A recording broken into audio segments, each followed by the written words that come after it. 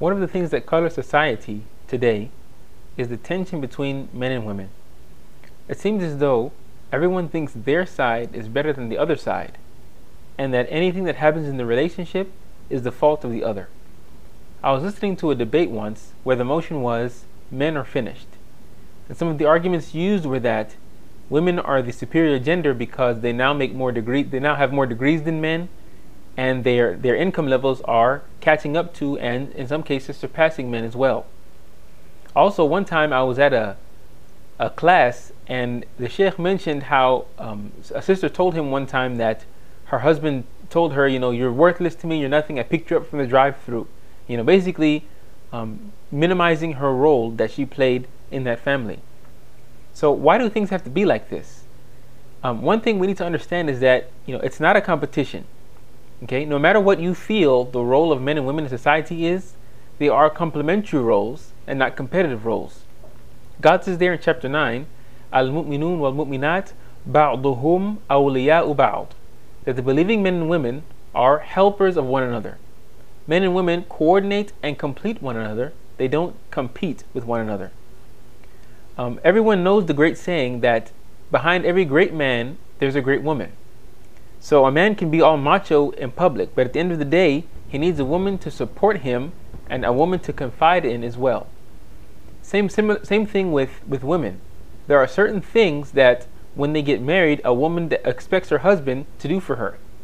Now, when men and women find out about some of these things that their spouse wants from them, sometimes they get snobbish. They become arrogant. So a man might say, why does my wife want to cuddle and talk so much? I mean, I have things to do.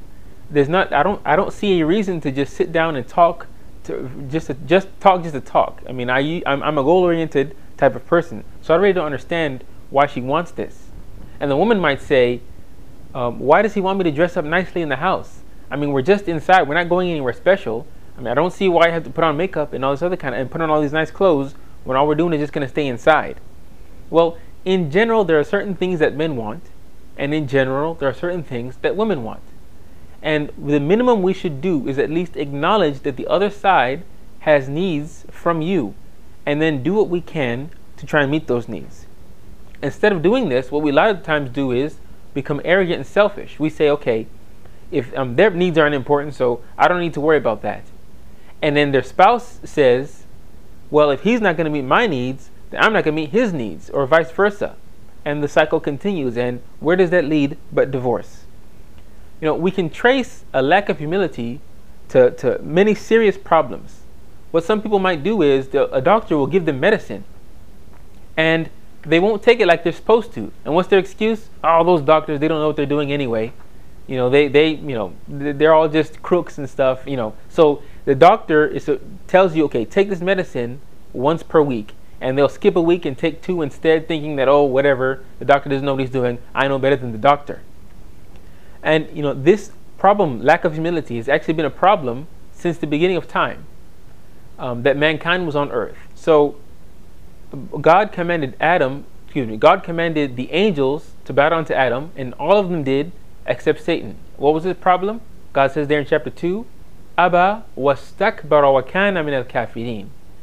He refused, and he was arrogant, and he was one of the disbelievers. So what was his problem? Lack of humility. Let's also take Rasulullah sallallahu alaihi wasallam. During his time, Abu Jahl, one of his worst enemies, he and 2 other companions, one night, they all had different hiding places, and they went to go and listen to Rasulullah sallallahu alaihi wasallam recite Quran in the middle of the night. So when they came out of their hiding places to go home at the end of the night, they all saw each other and said, let's not ever come back here, lest someone thinks that we actually like listening to him. The second night comes, they do the same thing. And they find each other again, and they say the same thing. Third night comes, they make an agreement. Okay, none of us is ever going to come back here, ever again. So one of the other 2 goes to Abu Jahl's house, and he asks him, Abu Jahl, what do you think about what this guy's saying? Abu Jahl said, I know he's not a liar. This is Abu Jahl saying this. He said, I know he's not a liar. He's telling the truth. But his tribe and our tribe were competing with each other. They fed people and we fed people. They gave and we gave, until we were neck and neck, like racehorses.